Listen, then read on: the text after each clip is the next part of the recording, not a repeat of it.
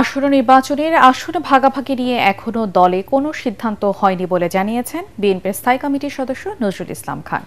বিকেলে নির্বাচন কমিশনের সিইসির সাথে বৈঠক শেষে তিনি বলেন, ফেব্রুয়ারিতে নির্বাচন নিয়ে সংশয় নেই বিএনপির।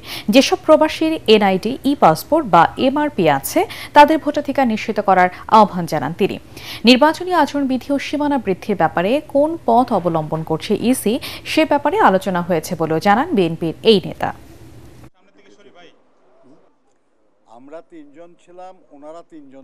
যারা বলতেছে যে ফেব্রুয়ারিতে হবে না, সবাই রাজনীতি করেন, বিভিন্ন গুরুত্বপূর্ণ পদে আছেন। আমরা তো যতটুকু জানি যে প্রধান বা উপদেষ্টা মহোদয় বলেছেন নির্বাচন হবে, নির্বাচন কমিশন প্রস্তুতি নিচ্ছে।